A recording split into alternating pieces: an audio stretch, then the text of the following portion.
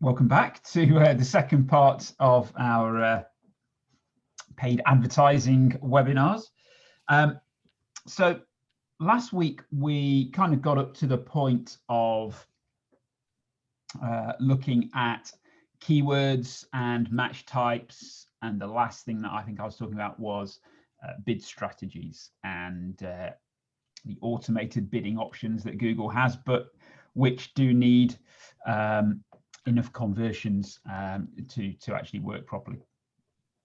So those automated bidding options, the target CPA, target ROAS, the ones where you're basically saying, you know, spend my money in order to deliver this rate of return, or to deliver me inquiries at this cost or sales at this cost.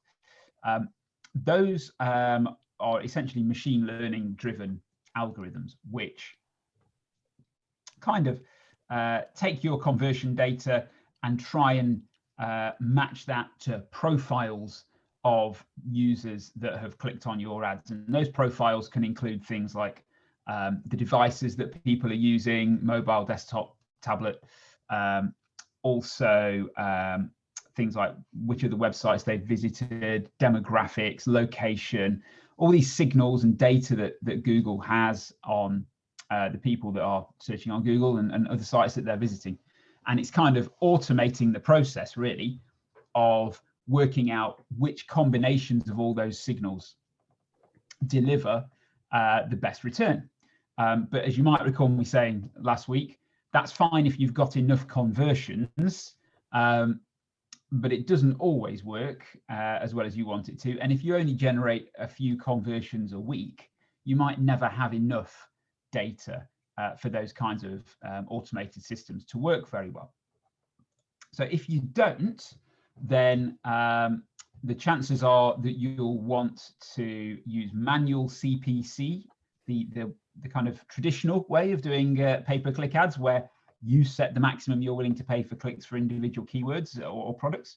And that is something that means you'll then be able to make those changes based on audiences, demographics, locations, and so on. You'll be able to do that within your own campaigns. Now, if you do use smart bidding, target CPA, target ROAS, and so on, then making changes to these things doesn't actually do anything. So if you want to check whether the combination of the bid strategy that you're using and the things that you want to tweak within these settings, if you want to check whether that's actually going to do anything, there's a link here to a blog post on the Optimizer blog, and basically they've got a chart here which lists which adjustments, as they're called, you can make depending on which version of smart bidding you're using, and then they go on to explain that down there. You know, there's a larger version of it, so it's probably slightly too big for the thing, but you can see what's going on here. These are all the things that you can adjust in theory, but you can see here that depending which bid strategy you're using, they may or may not actually have any effect. So if you're using target CPA, target ROAS, ad scheduling doesn't do anything, geo-targeting adjustments don't do anything. That's not to say that your ads will appear all over the world. You will still define that you only want your ads to appear in the UK or within a certain area or towns and cities or whatever it is. But the point here is that you can adjust the bids by a percentage based on these different factors. And that's what you can see me pointing to on the slide here. So just to show you what that looks like in the actual Google Ads interface, which, by the way, has just changed, literally, from the interface we were seeing last week. So the extra bar on the left-hand side, which was all the kind of campaign listing, is now in a drop-down menu here instead.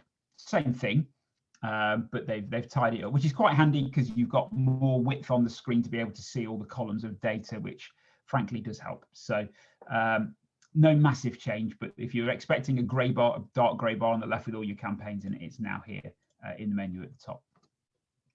So if I were, for example, wanting to make adjustments in this campaign here. The various things that I can adjust are in the menu with the light grey background here on the left hand side, and I can do things like adjust bids by age. I don't think there are any in here, but you can see here you've got different age ranges, and those age ranges can be adjusted. This is the bid adjustment column, and you can make a percentage change. So if you put, and that can be a decrease as well as an increase. So if I just didn't want to advertise to 18 to 24-year-olds, I could actually exclude them from the campaign or the ad group. If I said, well, yeah, 18 to 24-year-olds do buy stuff, but they don't buy at the same rate as older people, so they cost me more to win the business, then if they cost me 50% more to win the same business compared to older age groups, I could decrease my bids by 50%, because I'm going to have to get twice the clicks from these people to make the same number of sales. Therefore, I need to pay half as much in order to achieve the same return on investment. And that's the idea of bid adjustments. So you can do that by age and gender.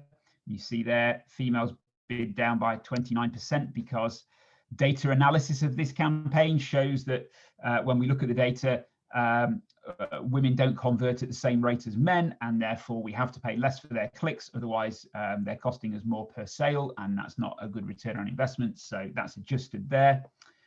Similarly here, we've got an ad schedule, and you can see that the bids are adjusted by fairly significant margins depending on the time of day. So anything before 8 a.m. is bid down by 20%. There's a sweet spot here. Monday mornings bid up 95%, and that's again based on doing analysis of the data from these live campaigns that tells us that these people, that these times of days are generating more sales or less sales, as the case may be. And so these adjustments are made for different days and times, and you can see that in here. So Sundays out of sort of daytime hours, definitely not a good time, so that's all minus 20%. Whereas Sundays 11 till 2, Saturdays 8 till 2 plus 20%.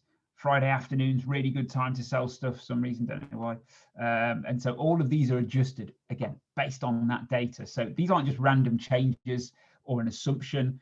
The campaigns have run with 0 adjustments, and then once there's enough data, it's analysed and it shows us what times and days perform better, and we make those adjustments on that basis. And that kind of adjustment is something that you can do through all of these things here. So device, fairly obvious, desktop, tablet, mobile. Day and time, pretty obvious. Location, pretty obvious. What might not be as obvious is the audience stuff in here. So demographics is straightforward, it's age and gender, but audiences are essentially lists of users, not by name, obviously it's all anonymous, but they can be people who are in groups for a variety of reasons. So one reason would be that you have a remarketing list set up. Now, a remarketing list is essentially users that have already been to your website in the recent past. And one of the things that you can do with that data is increase your bids if somebody searching on Google is known to have been to your website recently. Now, that might be, it's your choice to set what the period is. It might be 30 days, it might be within the last 24 hours, it might be the last week, your choice of how long that window of time is. But let's say it's 30 days. You could say, right, anybody that's been to my site within the last 30 days, and they're now back on Google searching for keywords that I am using in my ads, I'm trying to target these people anyway, and I know they've been to my website already, they're more likely to become your customer. So typically, advertisers will increase their bids. They'll make an adjustment to increase the bid for people who are searching on Google and are known to be recent website visitors. And that's what's known as a remarketing list for search ads or shopping ads, as the case may be. But it does require you to have remarketing tags on your web pages. Now, you can do that through Google Analytics. You can also do it with separate tags that Google Ads itself will generate, and those basically are a little bit of code that need to be on every single page of the website. And that feeds the data to Google that says this person's been to my website, and then if they go back to Google searching, Google knows that that's the case. That's how this works. You can also use customer match. That's a different type of audience where you have email addresses of existing customers or existing mailing list signups for whatever reason, and you upload that to Google Ads, and Google Ads then matches that against known Google users. And so again, you can do the same thing. So if somebody's matched through my list of email addresses, and Google knows that this is the same user now searching on Google, you might say, well, they're known to me, they're more likely to become a customer, so I will increase my bid based on that. There are other audiences that you'll find in there as well, and we'll talk a little bit more about those when we get to the display ads, but you can use them in search and shopping as well, which is where, so for example, Google has these things called in-market audiences, and Google is saying, I believe anybody who's included in this audience is in the market for whatever that in-market audience is. So it could be home improvements, it could be mobile devices, anything basically you might be researching and shopping for online, there's likely to be an in-market audience for. And of course, if somebody is known to have already been searching, researching, visiting the sites of businesses selling a particular kind of stuff, and they're the people that you want to sell to, you can see how increasing your bid for a person known to be in the market for what you're trying to sell, you can see how that might create a better return on investment. And of course, the whole point here is by increasing your bid or decreasing it, as the case may be. But if you're increasing your bid, then your ad is more likely to be at the top or higher up the list for sure. And of course, the higher up the list your ad is, the more clicks it gets. So what you're trying to do is spend more money getting clicks, the maximum number of clicks from people who are most likely to become customers. And then the reverse of that with the decreasing of bids, you're trying to reduce the bids for audiences who are not as likely to become your customers, and therefore you want to pay less for their traffic. And fair enough, if your ad is lower in the list and it doesn't get as many clicks, so be it, because those clicks would be more likely to be wasted money anyway. So that's the whole point of doing this. But if you're using smart bidding, that's what the system's doing for you. It's automating that whole process. So it's saving you doing all the analysis and making those changes and then checking the data again and seeing how those changes have had an effect. The machine is doing it all for you. And if you've got enough conversions, that can work very well. And if you don't have enough conversions, it can go horribly wrong. At which point, you'll probably switch back to manual CPC, and all of this stuff then becomes under your control. Okay, so moving on from the whole bidding scenario, the other bit that we've not yet looked at with ad campaigns is the ads themselves. So there are at least two, arguably three or more different types of ads just in a search campaign. Once you start looking at shopping campaigns and display campaigns, there's way more ad formats as well. But within Google search ads, the ads always essentially follow the same format. So what you're looking at on the slide here is the creation of something called a responsive search ad. Now, that doesn't mean that, that this ad is necessarily going to display any differently to any other search ads. They will always follow a similar kind of format, and we all know what those look like. So if I'm going to search for something that people want to sell me, you will see ads at the top. You will see probably some more ads at the bottom, although not in this case. We've got products instead, but there we go. These are search ads, the ones at the top with the little ad label next to them. You remember that from last week. Now, some of these are bigger than others. Obviously, they're all saying slightly different things, but the basic format of headline, descriptive text, and the headline is a link to whatever page you're driving people to. That is the basic format. It doesn't matter how you've created the ad, they're going to basically look the same. All of these extra bits that get added on are what are called ad extensions, and we're going to look at those in a minute. But first up, we've got here the the responsive search ad here being created on the slide. Now, a search ad consists of up to 3 headlines, each of up to 30 characters, and up to 2 description lines, each of up to 90 characters. Now, I'm using the phrase up to with these because Google does not necessarily always show 3 headlines and 2 description lines. In fact, if we look at the ads I was looking at here, I can tell you for sure that that is 1 description line. That is not 2 description lines because it would be a lot longer. In fact, I don't think any of those are showing 2 description lines. I might be wrong, but I don't think they are. Also, it doesn't always show 3 headlines. So if you look at this example here, I can tell you that is 2 headlines. The first headline, remember, each one is up to 30 characters. The first one will be order the Samsung Galaxy S20, and the next one will be free delivery 7 days a week. Now, this advertiser, Carphone Warehouse, they can't guarantee which headlines Google will show. It will show headline 1 for sure, because that's the first one, but it might not show the second one. It might not show the third one. So you might read the ad and think, why are you repeating yourself? Because it says free delivery 7 days a week in the headline, and then it says we offer free delivery 7 days a week. It's like, yeah, you've just told me that. They can't not do that, because the danger would be that Google only shows the first headline, and therefore if the only part of the ad was the headline that says free delivery 7 days a week, and I didn't see that, I wouldn't know that they offer free delivery 7 days a week, which is a pretty big selling point. So they have to repeat it in the description to make sure that it's visible to me and you when we search. So that's a very, very important bit of this.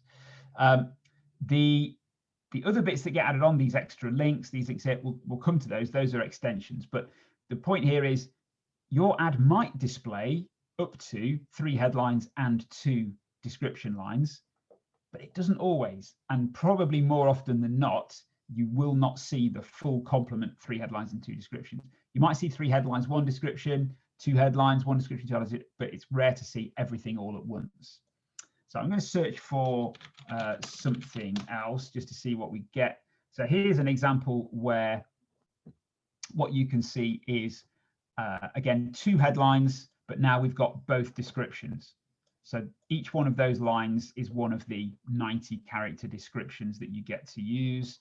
But then Google's got 2 headlines, 1 description, 2 headlines, 1 description, I think that is.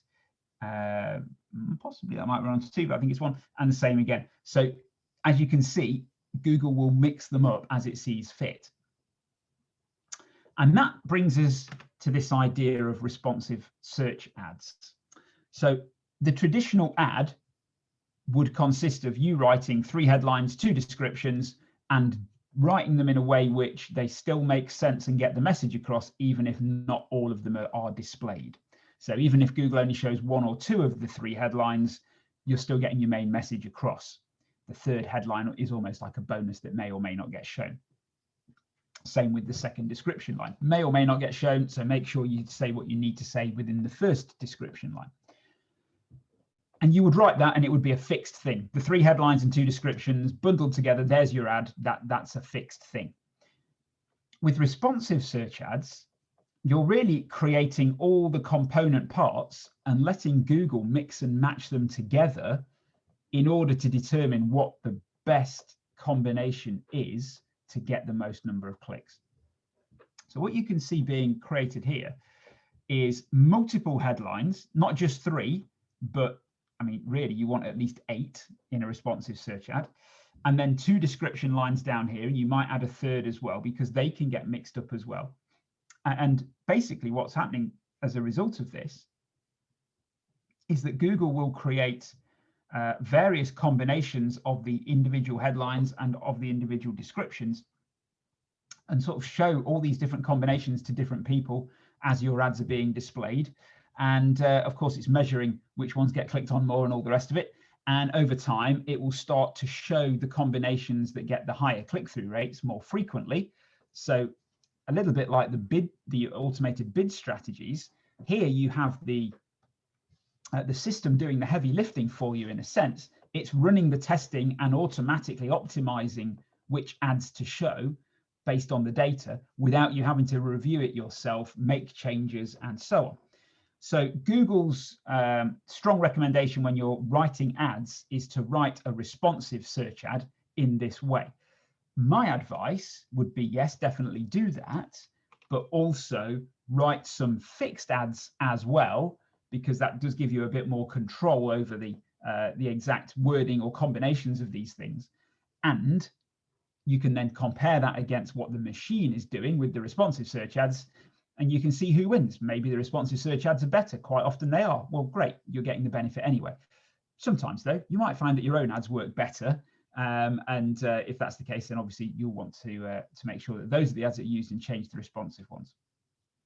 So you can see a kind of a standard, if you like, technically called expanded text ad running here, or being created rather. And all text ads require you to put the final URL in. So that's the landing page, the page that you're going to send people to when they click on the ads. You've then got the 3 headlines. So you do want to make use of all 3, but remember, often the 3rd one in particular won't be displayed. So that's a bit of a bonus one to have on the end. You can have a display path for your URL.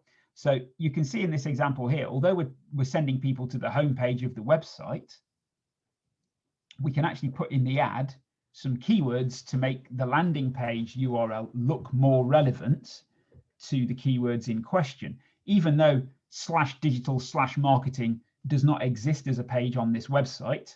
That doesn't matter, because if somebody clicks, they're actually going to end up on whatever you've put in the final URL there. So this final URL is the real URL, and the display path is something that you can basically concoct in order to make it look as relevant as possible for the keywords that you're using for this particular ad group. You've then got the 2 description lines, as I said, up to 90 characters each, bearing in mind the second one may not be displayed, so make sure you get the most important things into the first headline and the first description, because those are the ones that you can guarantee will be displayed. Okay, so when you're creating ads, just to show you where that is in the interface. So you would be in your ad group, let's say this ad group here, and we're looking at the keywords when we first click into that ad group, but you'll see there's the ads and extensions bit in the menu here. You'll automatically open up the ads. Got a random filter on there. And there you can see the different ads that are running. So we have 1 responsive search ad, and then there are 4 what are called expanded text ads. These are kind of the fixed ads. And so we're basically comparing them against the others. And although the data is very small in this particular campaign, this ad group for the last 30 days, you can see here the click-through rate of each different ad. And interestingly, 2 of the fixed expanded ads are performing notably better than the responsive search ad. Now, to be honest, there have not been enough clicks and impressions yet to say for sure which is the better one. It could completely change over the next month or whatever, but that's the kind of data that you're going to be looking at to determine which ad is best. Ultimately, ads are, if you like, a direct vote by people that see them. If they like what they see, they'll click on them. If they don't, they won't. And so the higher the click-through rate, the more they appeal to the people who are searching. So there we go. And you can see there, if I click to edit this ad, you'll see that's the responsive search ad creation. There's the final URL. There is the display URL, which is different, but it looks a bit better in the ad when you see it. You've got all of these different headlines here. Google will be mixing and matching these up. And you can see it's sort of showing me here all the different combinations of ads that it's creating from what we've entered. You can preview them all here. And then we've got 3 description lines here, again, which Google can mix and match. And you can see that happening as you look through those. So that's what the responsive search ad looks like. And then That's gone all the way back to the top. Thanks, Google. That's not what I wanted to do. So again, if I get back into that ad group, there's the text ads again. So you can see what type of ad it is, tells you in here, responsive or expanded. And this is when you're just editing a normal ad like the slide. There's the URL, there's headlines 1, 2, and 3. Accepting headline 3 may not show up. So it's, we don't want to put the most important message in headline 3 because it's going to get the least visibility. Same is true of description 2, less visible than description 1. So make sure the most important stuff goes into description 1. And that's just created your ad. So it's exactly the same format, just a different way of Google using these ads. Okay. So a few tips for when you're writing these ads. First of all, make sure that your main keywords from the ad group are used in the ads. So if you're advertising chocolate cheese, make sure chocolate cheese is used in headline 1 as a phrase, because that is a very important thing in maintaining ad relevance for your quality score, if you remember that from last week. It's also important to actually get clicks, because people will click on things that they've just typed into Google. If I type in chocolate cheese to Google, I am going to click on something that says chocolate cheese because I've just told you that's what I'm looking for. If your ad does not mention the phrase that I've just typed in, it's far less likely to get clicked. So make sure you use the main keywords in your ads, especially in headline 1, because we know that's a big part of ad relevance for quality score. Of course, the other important thing to put into an ad is your value proposition. What are you offering people? What's the benefit to them? What are they going to get out of it if they click through? Is it that your price is great? Is it that your service is unmatched? Is it that you've got thousands of 5-star customer reviews? These things are what you want to say in the ads, because obviously the ads largely look the same as each other. So it's what you say in the ads that determines which ones are going to get clicked compared to your competitors. If you can include a call to action as well, like inquire today, get a free quotation, those kinds of things, those are calls to action. Another important thing to do, and this is a strange mistake that a lot of people seem to make, you're not probably almost certainly not going to send people to your homepage, because in vast majority of cases, your homepage is just a fairly generic overview of what your business does. It is not directly relevant to a specific thing that somebody has just searched for on Google. So make sure you've got a good landing page to send people to. And what I mean by a good landing page is one that is immediately and directly relevant to what they're searching for, clearly focused on that thing, whether it's a specific service or a particular product or type of product that somebody's looking for. You've got to take them to a page which is very, very closely aligned with what they're likely to want. If you make them have to hunt for it, for example, you send them to the home page and then they've got to click around and find the right page for them, you're going to lose them, and that's a terrible idea. So you absolutely want to send people to the right page. And if you don't have the right page when you create the campaign, don't launch the campaign. Create the right page first, make sure you've got a good landing page for this campaign, and then create your ads and start the campaigns. Title case tends to work well. I think we might see that on the ads here. So title case is capital letter for the first letter of each word, and you'll see the majority of ads are written in that way. I would say title case does work best, but generally it works best for the headlines. For the descriptions, I actually think normal sentence case, like this example here, I actually think that reads a bit better because it just flows better. It's easier to quickly read it. This takes a little bit more effort to read. Actually, this one's a really good example of what I was talking about before. It ends halfway through a sentence. And the reason is that description number 2 is the end of that sentence. But Google's decided I'm only going to show description number 1 for this ad. And so it says, find which loans you've best chance of getting with our what? I don't know what. So there is a very good example of why you should never assume that Google will show both of your descriptions. But that aside, I actually think sentence case is quite good for descriptions, but definitely title case for headings, because obviously they do look like headings and we expect to see title case for those. Google won't let you use block capitals, so don't try that unless it's a specific acronym like APR or something like that. You're only allowed 1 exclamation mark per line as well. So if you're trying to be super shouty, then basically Google doesn't want ads to look like that. Try not to repeat yourself too much because it doesn't read well in an ad, and Google can tell when you're repeating, and especially in responsive search ads, it will tell you not to do that. Obviously, if it's, this shouldn't be something I need to say, check the grammar and spelling, and ideally have at least 3 ads in a single ad group, because then you're split testing them against each other.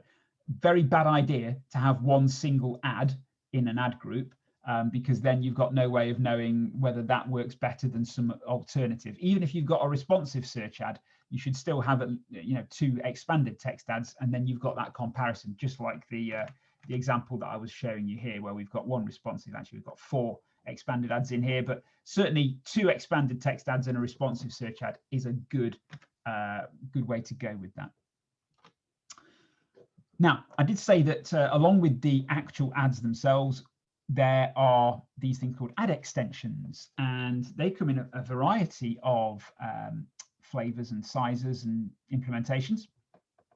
And you can see some of them labeled here on the slide. So a call extension, unsurprisingly, puts your phone number into the ad. And if you're on a mobile, that phone number is tappable. So you can call the company directly from the ad without even clicking through to visit the website. You'll still pay the same cost per click for that, but that's how that works. Site links add extra links below ads, and I think we've got an example here. Now, site links can also have descriptions, and you can indeed see that here. Now, those descriptions will only appear if your ad is in top position. If it isn't, the links might still appear, like this example here, but the extra descriptions don't. So it's worth writing those descriptions, but you should probably assume that most of the time they're not actually going to display. But that's what site links do. They add extra links. Obviously, they make your ad significantly bigger, especially when you're at the top position like Tesco here. But they do need to be links to other pages on your website. They need to link to a different page to the main ad URL here. So they've got to, you can't have site links that all point to the same place. They've got to point to different places, otherwise Google won't show them. So those are site links. The location extension, which needs you to link your Google My Business account to Google Ads, that will display your location and your opening hours. And if you were to click or tap on the address there, it will take you to Google Maps and show you where the business is on a list. So again, you still pay the same cost per click as if they visited the website. But it's, for local businesses where people are likely to want to actually turn up on your doorstep, then that's quite a useful extension, and obviously shows people that you're nearby, which can significantly increase the likelihood of them clicking through. Now, the bottom ad here has got a couple of different ones. We've got the review extension, which you can see with the star ratings. Now, interestingly, those are automated. You cannot force those to appear. You can't put your own in. Google will automatically display them at its discretion if you have enough ratings from one of its review partners. And its review partners include Trustpilot, reviews.co.uk, FIFO. And so if you've got enough reviews on one of these third-party platforms, then the star ratings may appear in your ads, as you can see here. Funnily enough, customer reviews on Google My Business do not count in that rating. Don't ask me why, you'd think they would. So it needs to be a review from a third-party system. As I say, Trustpilot, reviews.co.uk, and FIFO are the main ones. The other extension, well, there's 2 more extensions that this ad's got going on. It's got the site links again, those links at the bottom. It's also got this thing here called a call out. Actually, technically, that is a structured snippet. So what you can see here is we've got types of things. In this case, it's services. And then you can list what services you offer. And we've got some other examples here. So structured snippets, we've got types, we've got styles. So basically, there's a heading for that. It might be types, it might be brands, that kind of thing. And then you just write your list of whatever you offer. And it's really just a way for you within the ads to get across to people, yeah, we sell this and this and this, or we do these types of things, or we provide these services. And that's a useful addition. And this example here is price extensions. As you can see, they add quite a bit of space to your ad as well, so making it even bigger there. And these link through to, well, they can link through to anything you want. In this case, they're individual products, but they don't have to be. It could link through to services pages, or it doesn't have to be e-commerce at all. It's simply you saying this thing, this price, and a little description.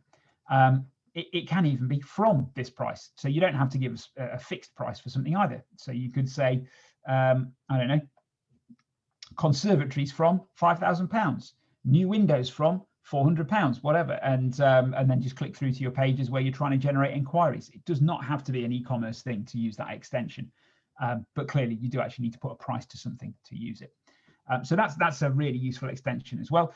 And my advice is use all of the ones that you can, all the ones that are applicable in some way usable for you, because they make your ads bigger, they give people more information, and that means a better click-through rate, and that means a better quality score. So yeah, the best ads have a variety of extensions. Google chooses which ones to show. So you can't, if you create site links extension, doesn't mean that your site links will always be displayed. It's just something for Google to choose to show. If you don't have them, it definitely isn't going to show them. So you should add them. You should add structured snippets, call outs, all the rest of it. And if you want the location extension, you need a Google My Business account. I imagine some of you have that already, and you can link that to Google Ads, and that will automatically appear when you've made the link as well. But it only shows it to people who are close enough to your location when they're searching. If somebody's in London, then it's not going to show them that you're in Humberside when they search. But if they were in Humberside themselves, it probably would. Now, there's a fairly new extension. It's been around a few months now, but this is one called lead form extension, and it actually adds a form directly to the ad. So if you're trying to generate inquiries of some sort, you can actually have people do that direct from the ads. Now, that doesn't necessarily make a lot of sense for some of us.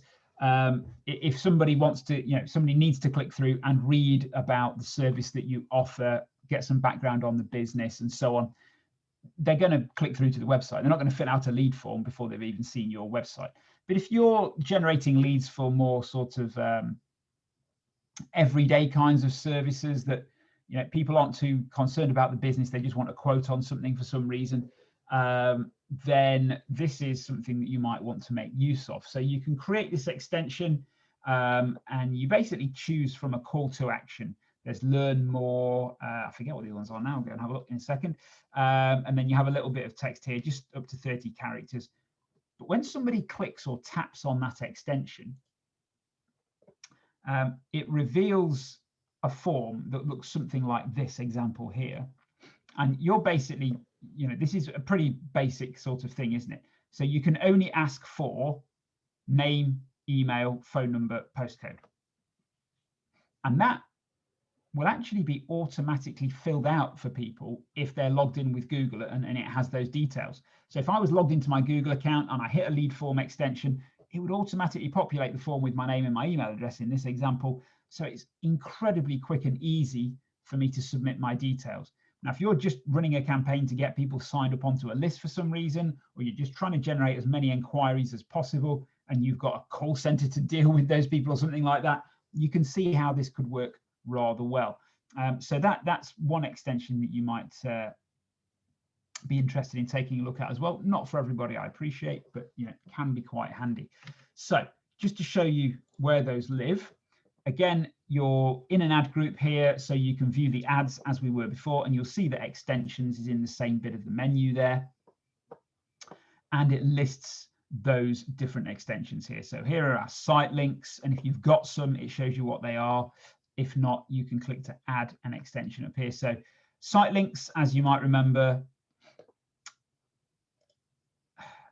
get rid of that. Site links, you might remember, are links to different pages. and then you can have a description with them as well. And if I hover over that, you can see it's going to have that as the actual link itself, and then if it shows it, that's going to be the description that appears below it, and this is the link we're actually sending people to. That's site links.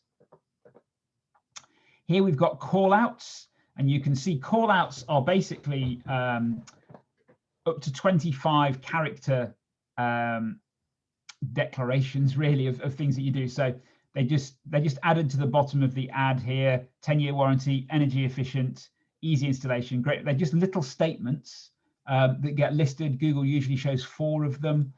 Don't know if we've got any on here. Doesn't look like it. See if there's any at the bottom there. There you go. These things on this ad here that I've highlighted, these are call outs. Help 750,000 customers. That's one call out. Award-winning provider. That's another one. UK customer service team, that's one. Rated 4.5 out of 5 on Trustpilot, that's one. Because you've only got 25 characters for each one. And then Google's picking which ones to show. Usually it shows 4, and indeed that's what's happening here. And then it's added the site links extension on there as well. So you can see that's added an extra line to the ad with more useful information for people. The site links have added another link on the back. So that ad is considerably bigger than one like this, where it's just 2 headlines and a description. That's essentially about the smallest ad that you can get. That one's obviously quite a bit bigger with more information for people. And if you're top of the tree, those site links show the descriptions as well, which is great. So that's what callouts are. A structured snippet, well, in this case, it's brands. But if I just show you what structured snippets look like. So you have a header, and it needs to be one of the things in this list. So this is kind of going to be the at the moment we've got brands, might have models or styles or types or a service catalog. So if you're providing services, you might have service catalog, and you see it's giving you, like for a tire and MOT kind of place, it's giving you an oil change, smog check, tire alignment, very American, but there you go. So, and again, up to 25 characters. So you might have service check. If you're a plumber, you might have emergency call outs as one. You might have, I can't fit boiler repair and replacement, I have boiler replacement. You might have bathroom fittings or whatever, and so on. You're just listing the things that you offer. But I'm going to cancel that because that's not right for these guys. So that's a structured snippet. What else have we got in there? You can now have images as well. I haven't got any in this particular one, but you will see this in some ads, and I saw one the other day, and I can't remember where I saw the image.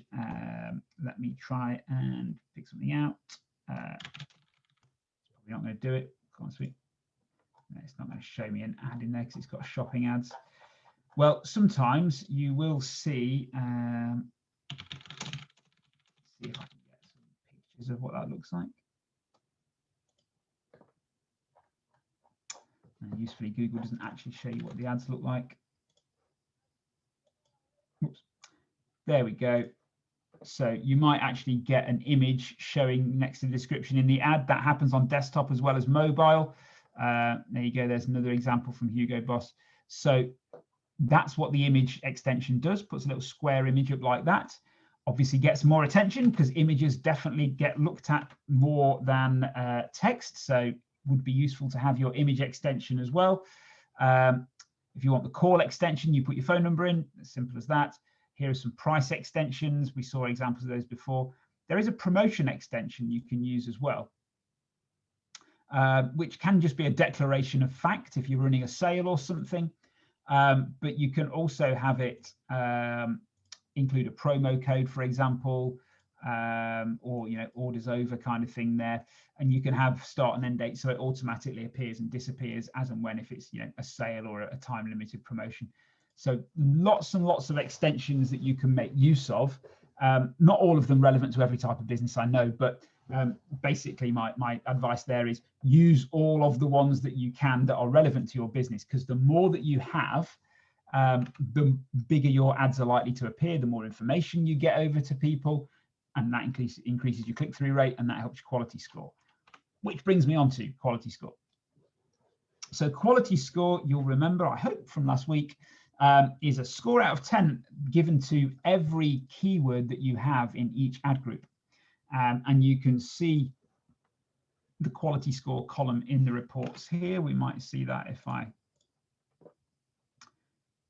get back into my chosen ad group here. Okay, so here's the keywords. And by default, Google Ads doesn't show you the quality score, which is deeply annoying, but you can turn that on. So you need to go to the columns button here, and that's where we can choose what data is going to be shown in this table. So we click on columns, and quality score has its own group here. So we open that out, and there's the quality score to turn on, and I can change where that is in the various columns if I want to. You'll see also there are a variety of other metrics in here.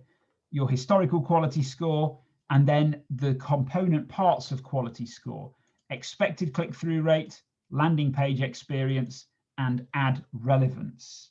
And then you can get the historic versions of each of those as well. So if I turn on quality score and then the 3 components as well, you'll see that those appear here in the columns, and every keyword that's running gets its own quality score out of 10, as you can see. And I also get below average or above average ratings for each of those 3 main components: the expected click-through rate, the landing page experience, and the relevance of the ad to the keyword. So if you see any of those that are average or below average, then you know what it is about that particular keyword that you need to improve to get a higher quality score.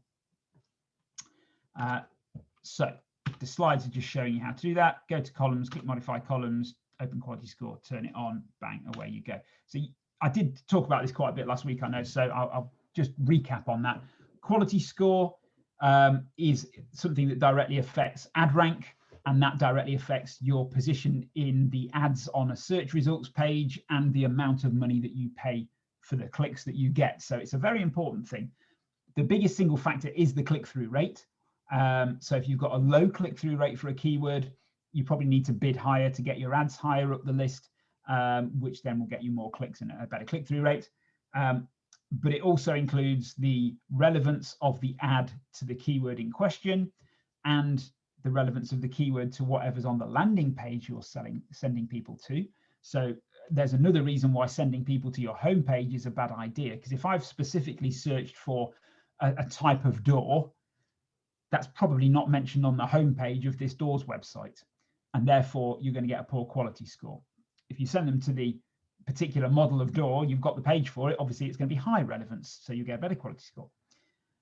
There's also the quality of the landing page from a speed point of view, and also trust signals. So having a link to a privacy policy, having a link to terms and conditions.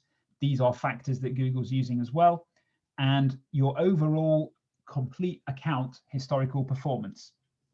That is not a figure or a measurement that we actually get sight of in Google Ads. You can't, I couldn't look at an account and say, oh yes, the historical performance score is 7 out of 10, because it doesn't exist in that way, not visibly to us. But Google keeps that kind of score, and they do use it. Unfortunately, it's completely invisible to us. Okay, so those are search ads. So if you're using keywords, you're writing ads, sending people to a landing page, that's search ads, and all of the ad extensions and quality score and so on are obviously very important. But some of you, I imagine, if you're selling online, will want to use shopping ads. And in many cases, you want to use both. You have search campaigns and you have shopping campaigns. Shopping ads are fairly obviously very different to search ads, not least because they have pictures and prices in them. So if I go back here, shopping ads come in a variety of formats. So in this case, because I've searched for a very specific product, I've got kind of like a knowledge panel about the product, and it's got ads linking to retailers of that particular item, and then it's got information about the item with reviews and so on. But if you search for something really specific and it's quite a well-known brand, then you may well get this kind of listing here. And each one of these is a shopping ad from those advertisers. But if I search for something a little bit more generic, like I did before, then you may well get this kind of carousel of shopping ads at the top. Sometimes you get a block of shopping ads on the right-hand side. Occasionally they even show up down below as well. And of course, if you click through to the shopping tab, you will also see those ads in here. What's worth noting about the actual shopping page here is that the ads in the carousel at the top are ads, but these things down here are actually organic listings. So these aren't ads, these are free listings for these businesses in this area here. It's only the items in the carousel at the top that are actually paying advertisers. Okay, so how do the shopping ads work? Because obviously they're very different. It's a picture, the name of the product, the price. There's no descriptions, there's no ad extensions going on here other than product reviews, which Google may include if it's got enough data. The answer is through something called Google Merchant Center. Now, Google Merchant Center is basically a place where you can provide Google with data about the products that you sell on your website. And usually you provide it with that data through something called a feed. A feed is essentially an automatic production of your product catalog, really, in a particular format for Google. There are certain fields of information you have to provide to Google in order for shopping campaigns to work. It won't allow your ads to show if you don't give it the bits of information that it wants, basically. You then link Merchant Center to Google Ads, which is, Merchant Center is a separate system for Google. You link the two together, and then you create campaigns. But you're not creating campaigns using lists of keywords and writing ads. What you're doing is creating campaigns that says, I want to advertise these products, and those products are identified through a unique ID for each product. Or you can say, I want to advertise this brand of products or this category of products or combinations of those things. And then you set your bids for the products rather than by keywords. So instead of saying, I'm willing to pay up to 50p a click for a click from somebody searching for oak doors, what you're saying is, here's my oak doors, Google. I'm willing to pay up to 50p for clicks to my oak door products. And here's the data on those products. And Google then decides when somebody searches what type of products it should display, if any, and that's how the ads appear. So it's quite different. You don't get to say, I want you to show this product for this keyword, Google. That is not something that you can do with shopping ads. What you can say is, I want you to show this product, Google, when it is relevant, and I'm willing to pay up to however much per click. And of course, in shopping campaigns, you get similar bidding strategies to the ones we explained at the end of last week's session, which is a target return on ad spend or a target cost per acquisition, i.e. you can say, here's my shopping ads, Google, I'm willing to spend £10 a day, and I want you to deliver me a 5 times return on investment. You must generate 5 times the revenue for the amount of money you've spent, Google. Please go. And then you leave it. Again, you need enough conversions if you're going to do that. So this is sort of what a Merchant Center feed usually looks like. It's in XML format, and all these bits of purple that you can see are fields of data about the product. So item says what follows is data about an item. The title of the item is whatever. The link to that page for that product is this. Here's the unique ID for this product. Here's the description for that product. Here's a link to the image of the product, because Google needs that, because obviously there are images in the shopping ads. Here's the price. Here's whether it's new or used. Here's the manufacturer part number. Here's the brand of the product. Here's the category that it lives in, and so on. And all of that, of course, is generated automatically by the website from the product data that you've already got on your website. So it's just really taking what you've already got and spitting it out in a format which Google will understand. And that's what's known as a Merchant Center feed. Now, this is Google Merchant Center. So if you want to take a look at this, if you haven't already, go to merchants.google.com. And you'll then be able to sign up if you haven't already. It's free to use, so you can use the same login used for Google Ads or anything else. And once you've logged in, you'll then be able to go to the product section, excuse me, go to feeds, and you can create a feed in here. So you may well need to talk to your web developer. It might be the case that your website generates a feed automatically out of the box. More often than not, you will need a plugin or a module, an extension of some sort for the website to make it create this product feed. So you can get plugins for WooCommerce if that's what your website's built with. You can get apps for Shopify if that's what you've used. You can get modules for Magento, all that kind of stuff. And they then create the feed. There's usually a URL for that feed, or in the case of Shopify, what's called an API, an application programming interface. And basically it connects Merchant Center to your website and the data flows through. So once that's up and running, you will need to make sure that you give Google those bits of data that it requires. And that's what this list is on the slide here. So everything has to have a unique ID and fairly obvious stuff that you would expect: name of the product, description of the product, price of the product, link to it, image for it, that kind of thing. You'll also need to tell Google what category the product lives in, not on your own website, but within Google's own taxonomy. So you need to provide to Google, basically here, Google will give you its complete list of categories, everything known to man as far as Google's concerned. And you then need to say, oh, this product lives in this category, Google. And that will be Google's sort of hierarchy or taxonomy of categories. You can also include your own in something called the product type field. But Google's own product category needs to be part of the data. They also require that you include what they call UPN, unique product identifiers. And that will be a GTIN, like a barcode, usually, if the product has one. Not everything does, of course. The manufacturer part number and the brand.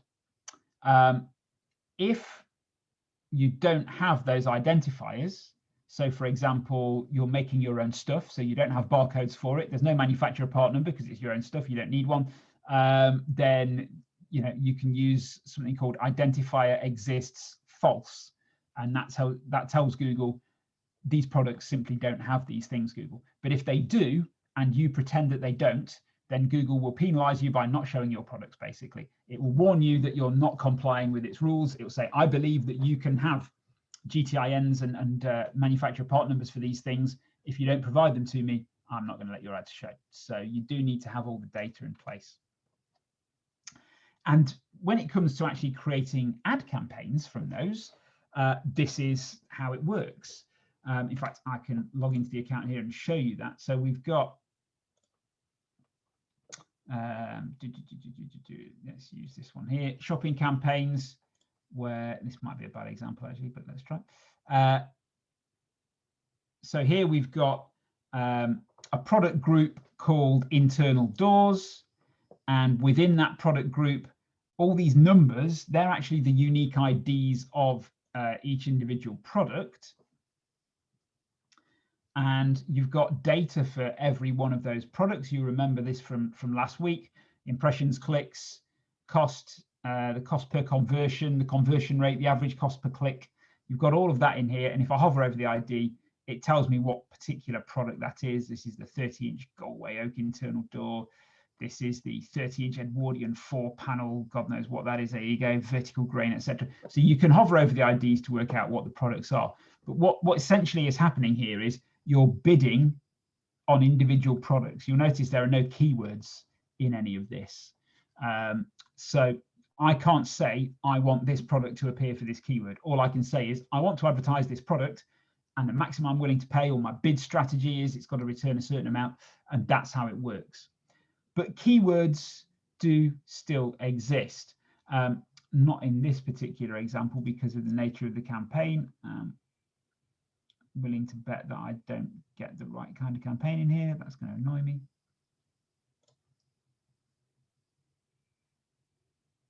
Is it going to give me the stuff I want? No, not in there. Okay.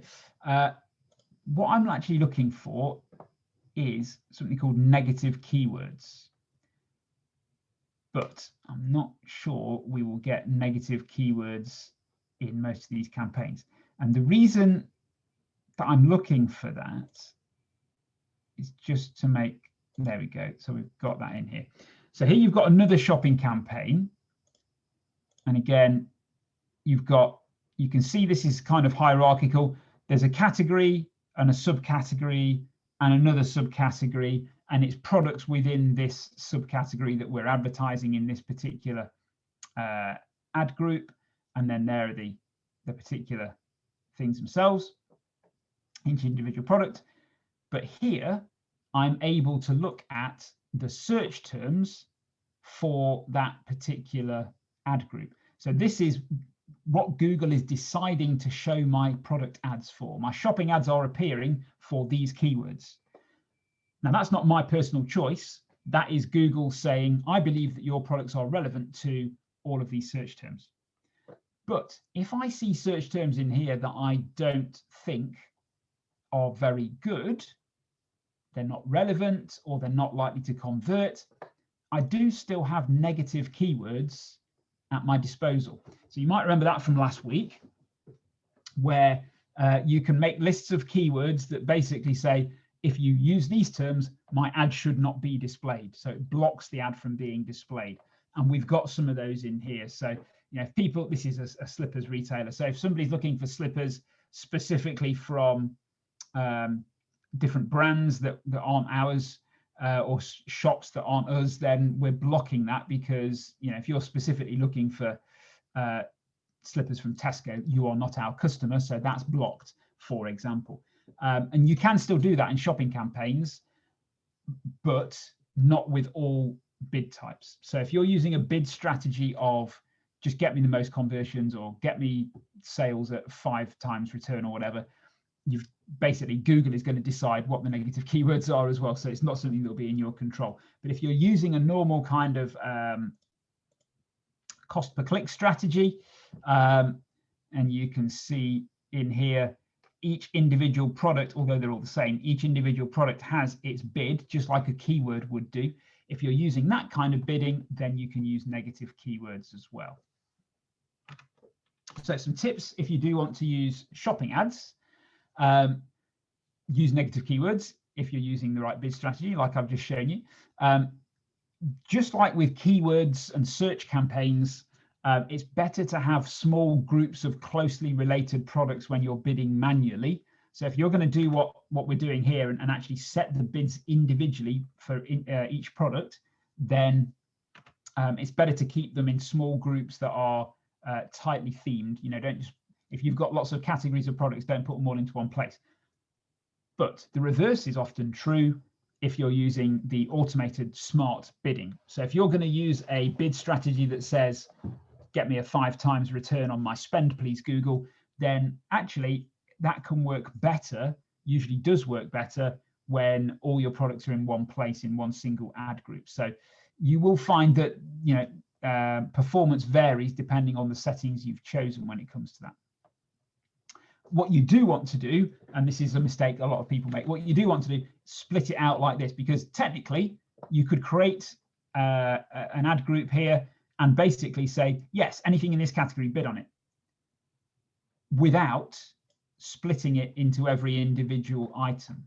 And the problem with that, of course, is you don't have visibility of which items are the ones that are getting the clicks and the sales and you know, getting lots of exposure, and indeed products that aren't getting any exposure. When you split them out, clearly you can see some products are getting lots of impressions and a decent number of clicks, and some products just aren't showing at all. Now, that might be okay. It depends what you're trying to achieve, but at least you can see that and do something about it if you want to. For example, increase what you're paying for these, what you're willing to pay for a click for these products, or move them into a different ad group or whatever. But if all you saw was one line of data that says you've had this many impressions, this many clicks, you wouldn't know what for. And that takes away the visibility, which then gives you the control to make those changes. So if you're going to run shopping ads, make sure that you've structured your product group to show each individual item line by line, as you can see on this example here. One other thing that we often do, which works quite nicely, and I think we might have one in here. It's hopefully going to take me back to the top. There we go. So, for example, here we've got what we call a catch-all campaign. We've got individual campaigns for the main categories, men's and women's, but we've also got this thing called a catch-all campaign. And the catch-all campaign generally is something where we've just chucked all the products in one big lump of massive products, and we've got a fairly low bid, and we're just basically mopping up sales that we might otherwise miss by having a low bid campaign. And it generates, generally speaking, a very good return on investment because you're bidding so low and just picking up cheap clicks to get more traffic and sales. So you may well want to do that with a shopping campaign. Chuck everything in a campaign and just bid 5p or 10p a click, even though you've got other campaigns running, and then you're kind of mopping up at the cheap end of the market, as it were. Just pick up some very cheap sales, which is worth doing. Okay, now I appreciate shopping is only relevant to those of you with e-commerce sites, so not everybody here, but that's certainly something you should investigate if you do sell online. And you do have to sell online. You know, you can't use shopping ads if you don't have products to purchase online. So then we've got the other bit of Google Ads, which is the remarketing and display side. So remarketing, which is something I did mention a little earlier on.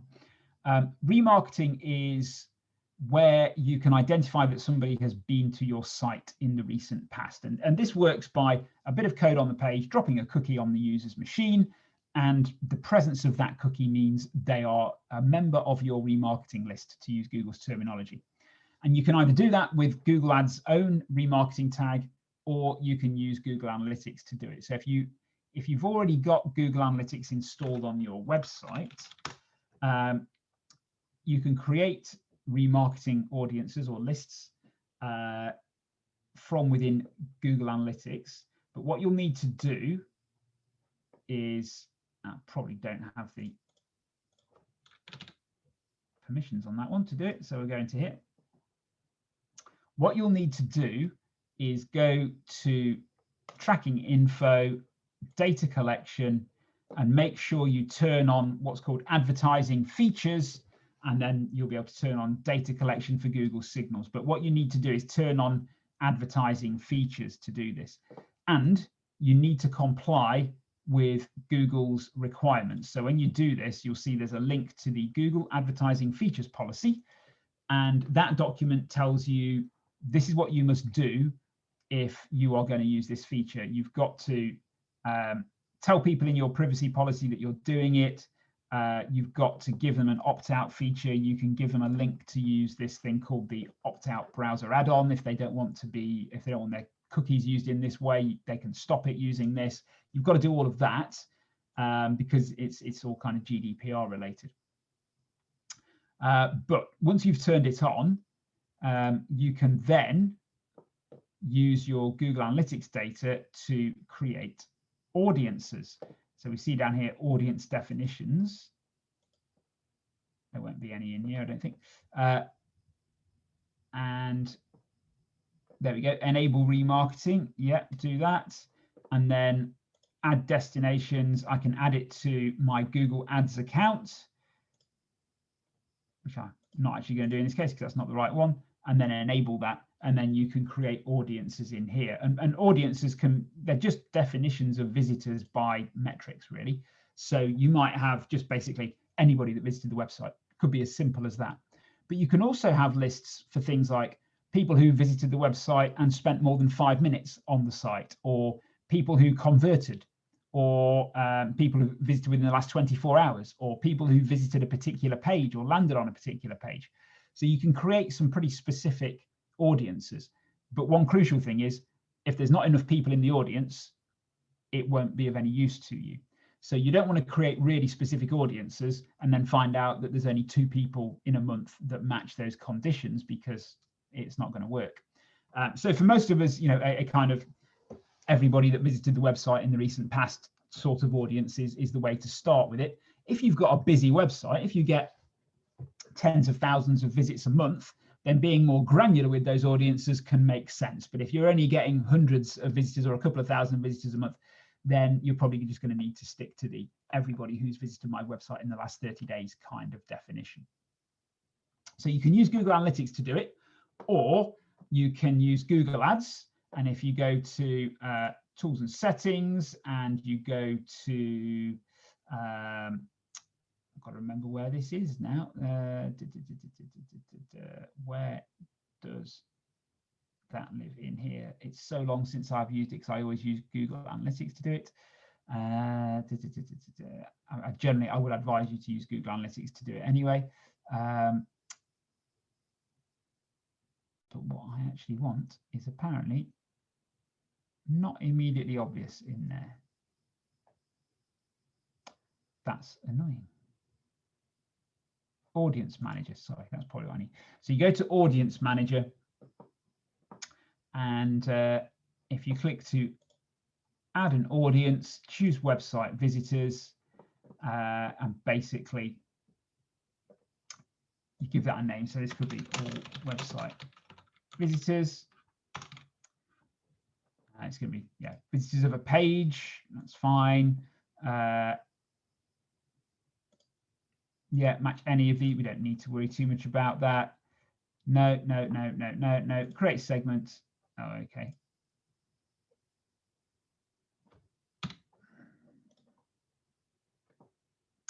And then eventually,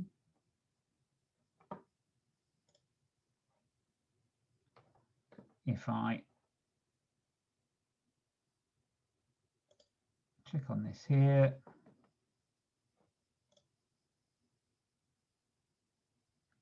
there we go. You go to your data sources, and you'll need your Google Ads tag. And somewhere, there we go, tag setup. Bit hard to find, but there we go. Install the tag yourself, and then it will show you the tag to add. A little bit more convoluted, frankly, than the ideal. Much easier to use Google Analytics to do it, and more control in here as well. So I would advise you to use Analytics to do it if you can. So what happens with remarketing is 2 things. One is that the user gets added to this audience, and we can then use that audience in one of the 2 ways.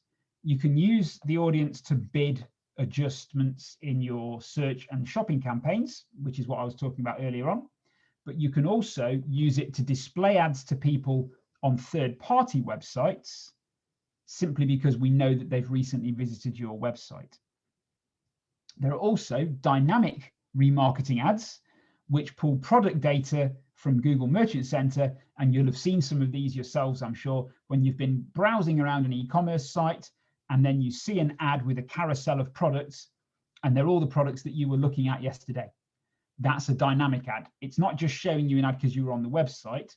It's showing you the ad, knowing which products you looked at, and then displaying the ads with those products in them. So if you've got an e-commerce site, that's quite nifty. For the rest of us, it's more a case of showing ads that we've created based on the knowledge that somebody's been to the website. Now, these ads come in a variety of formats. So you've got the text ads, just as we've already seen them in search campaigns. But more commonly, they're displayed as image ads. And there are actually up to 20 different ad sizes. If you cover all the different versions of desktop and mobile formats that are available, there's 20 ad sizes. And you can see, if I just remember where I'm trying to get to, there we go. Animated and non-animated image, this is the standard kind of format. So you can see the requirements here. It needs to be a GIF, JPEG or PNG of up to 150K in size per ad. And here are all the different formats, 200 by 200, 250 by 250, and so on and so forth. And they've all got their own little names. Now, the reason that you might create all of these different ad sizes, and actually, I don't advise that you do create all the different ad sizes, but the reason that you've got all these different sizes is that these ads appear on other websites. They're the kinds of ads that you see on newspaper websites, local newspaper sites, blogs, anything where you see ads in the page alongside other content. This is the kind of thing that's happening here. So this is how those publishers, the owners of those websites, is how they make money. By having those ads in their pages, when people click on the ads, they get paid a portion of that cost per click. So Google is sharing the revenue of those ads with the publishers, and that's how they're trying to make money out of their websites. Of course, they've all got different designs and layouts to those pages. So in order to accommodate ads at various different sizes, in order to fit with the different designs and layouts that people have, you've got all of these different sizes. And of course, ads on a mobile are a very different size to ads on desktop and so on. Hence why you've got so many different versions here. And the idea is that the more of these various sizes you can provide, the more places on the web your ads might appear, i.e. you'll get greater visibility to people. So that's why they all exist. But obviously creating all of those different ads is quite time consuming, and especially if you're going to animate them and stuff like that. You can see some of the different sizes, all from the same different company here. Sorry, the same company, but with the different ads and different designs, but just to meet all the different sizes that are available. But you can also create responsive ads. And that's where you, a bit like those responsive search ads, you give Google the component parts, and then it fits them together within the various different sizes that are available for these ads. So you'd say, well, here's an image, here's my headline, here's my button with my click through, my call to action on it, and so on. And then Google will create a variety of different ads that fit in all of these different shapes and sizes or in different web pages. And that's a lot easier way to do it, to be honest. So it doesn't always look as good though. That's the thing. So if you want really nice looking ads, you know, like this kind of one here, a responsive search ad's probably not going to be able to do that. But if you're happy with something a little bit more simple, like this one in the middle, a responsive ad can do that. And obviously it's a lot quicker to create 20 versions of an ad if all you're doing is saying, here's my one headline, here's my one bit of text, here's my one image, here's my one button, away you go. So you will need those ads if you're going to use remarketing. You'll also need to make sure that your privacy policy and all the other bits comply with Google's requirements, which is what I'm linking to here. If you have enough visitors to your site, different remarketing lists for different products and services makes sense. That means that you can, you know, some of your services are probably higher value than others. So you can spend more or bid higher for remarketing clicks when the service is worth more to you, when you're likely to get higher value business. And of course, it also means you can tailor the ads. So it's all right having an ad for anybody that's been to your website, but if you know, if you're trying to advertise men's shorts to one group and women's shorts to another, you can't advertise men's shorts to everybody or women's shorts to everybody because it's only relevant to half of the audience. So you need to have two separate lists. Oh, you've been looking at men's products, you've been looking at women's products, and then you can have ad for men, ad for women separately in different campaigns. So that's why you might want to split out your remarketing lists in that way. We often find as well that different lengths of time works quite nicely. because inevitably somebody who's visited your site within the last 24 hours is more likely to become a customer than somebody that hasn't visited for 30 days or 14 days or whatever the length of time. So having the different lists means that you can focus your spend and your higher bids on the people who are most likely to convert, i.e. recent visitors from the last day or so, and you can tail that down as the time goes on. So rather than just one list, you've got a list of everybody from the last 24 hours, everybody from the last week, everybody from the last month, and then you can bid progressively lower as the time window gets longer. So that's specifically remarketing, but remarketing is in a sense a form of display advertising. And this is what I was saying about the third-party websites. So this is what Google calls the display network. It's other people's websites, not necessarily Google's own. It consists of over 2 million different websites, and it reaches 90% of everybody that uses the internet. So it's a pretty broad spanning network of sites to advertise on. Now, there's different ways you can use display advertising. You can manually select individual websites up to a point, only if they're quite big websites, but you can literally select websites by name and say, I want my ads to appear on this website. More commonly, it might be categories of sites. So I want my ads to appear on football websites, or I want my ads to appear on parenting websites, or that kind of thing. Or you can target not by the type of website where the ads might appear, but by the person that's going to see them. And that obviously is how remarketing works. Your ads could, in theory, appear on any sort of website. One person might see them on a parenting blog, one person might see them on a medical advice site, one person might see them on the local newspaper website. They're not there because you want to advertise on those websites. They're there because the person you want to advertise to is looking at those websites. And the same is true of display advertising. The only difference is remarketing is obviously people we know have been to your website. The other ways of targeting can be by demographics, by interests, by recent behavior, and that's the in-market audiences that I was describing earlier on. So people who Google believes to be in the market for a particular type of stuff will be put into an in-market audience, and that is somebody that you could then advertise to.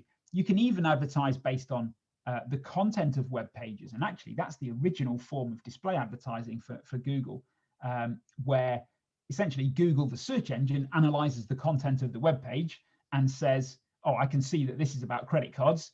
I've got an advertiser who wants to show ads to people reading pages about credit cards. Bang, there's the ad.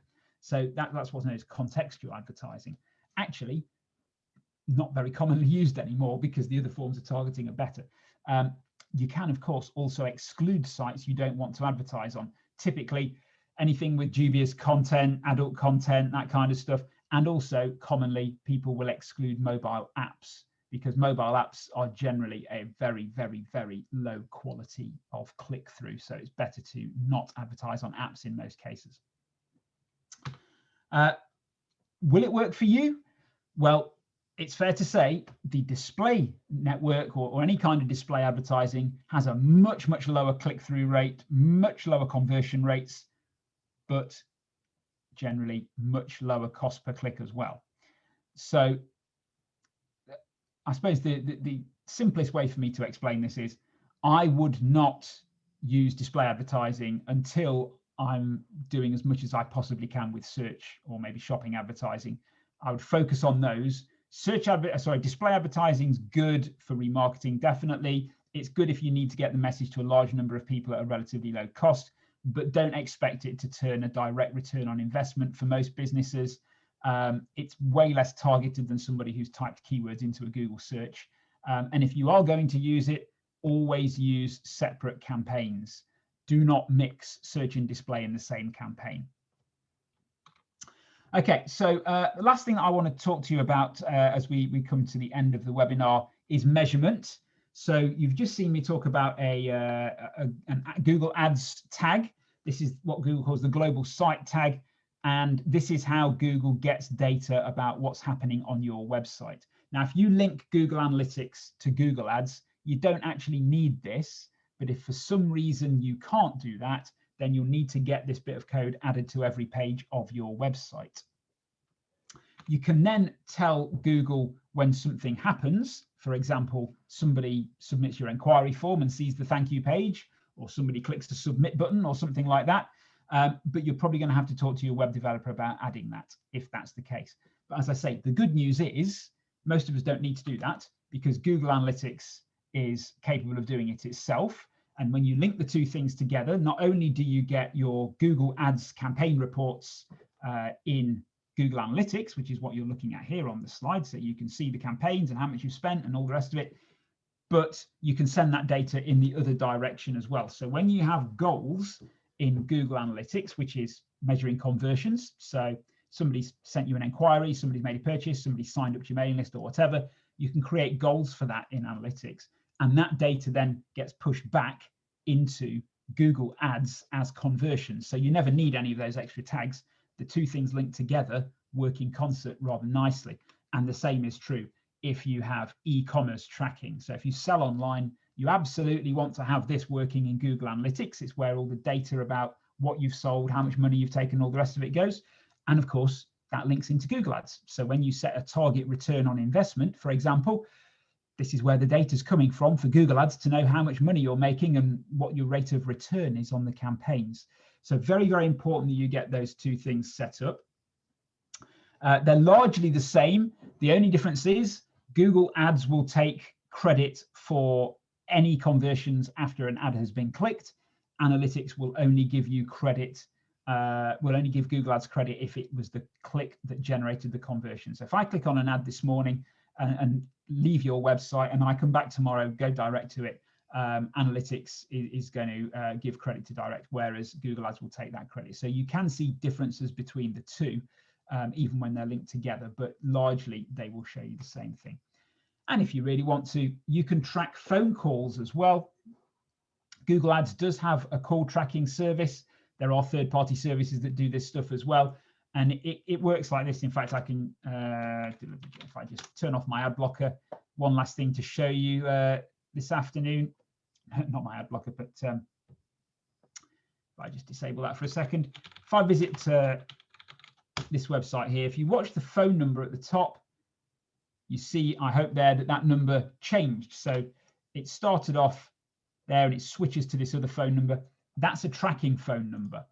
And this is how call tracking works. So you get a little bit of code that needs to go on the page. And when the page loads, the phone number gets dynamically swapped for a tracking number. If somebody dials that number, the system, in this case Google Ads, knows that that phone number was put in front of somebody who had clicked on an ad.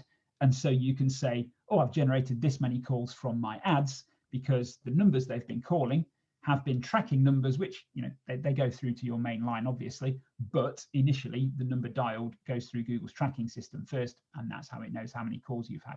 So very, very handy thing to do if you're generating a reasonable number of calls from your ads as well. So worth knowing that's there. Okay, that's me for this afternoon, and indeed the end of these two webinars. So I've got the chat box open here. If you've got any questions, please pop those through. But just while I wait to see if we've got any questions coming through, I'm going to hand back to Sadia, who's just going to talk you through some of the upcoming events that we've got coming up and anything else that you need to say. So over to you, Sadia. Thank you very much, Ian. Really appreciate all your time to go through that very helpful content. We hope those on the webinar have also enjoyed it and found it very useful. So that brings us to the end of the two sessions on paid advertising. Just a couple of things from me, please. So I work for a company called Winning Moves, and we're delivering these webinars under the ICT for Growth webinar. There are further webinars and masterclasses as well that are planned. So masterclasses are slightly different. So they're a bit more collaborative and a lot more sort of engagement on those. There's 3 workshops within each masterclass series. And we've got a whole schedule set up for August and September, which is on the slide in front of you now. I will share a copy of these slides with you. So the link to register to those events is on the slide as well. So you can go onto there and sign up for any that you're interested in to receive the relevant Zoom link. So we look forward to seeing you on further events. At the end of this slide deck, we've got a few things about a support program that's available for businesses in the Humber region. So the overview there is that it's a one-to-one program consisting of support available to you free to your business. So it's just a time investment from you, from an expert in digital technology. So there's a wide ranging list of topics that you can get support on in the digital area. So you'd be taken through a digital assessment to see where you're at the moment, get the expert support, and the expert would take you through to an action plan, brokerage, and other any further tech support that you need. We can also help with that. So it's well worth looking into. As I say, I'll share these slides with you. There are contact details on the last slide of this page if you want to find out more about the Digital Catalyst programme or express your interest for it. One key thing I should mention is that we're currently fully subscribed, but hoping for an extension that's in the pipeline very soon. So if you want to express your interest now, we'll keep you on a waiting list and approach you once we get the go-ahead for those. So well worth getting in touch and looking into the Digital Catalyst programme. One final thing from me, Ian, before we check the chat box. I have a short poll to launch, which I'll do now. If you could just take a minute to answer the questions on that. They're very general questions about how you found the webinar. It helps us to assess quality and just generate some feedback from businesses attending them to help us improve future ones. So please take the time to respond to that. I'll leave it open for a minute or so. That's me, and thank you very much, everyone.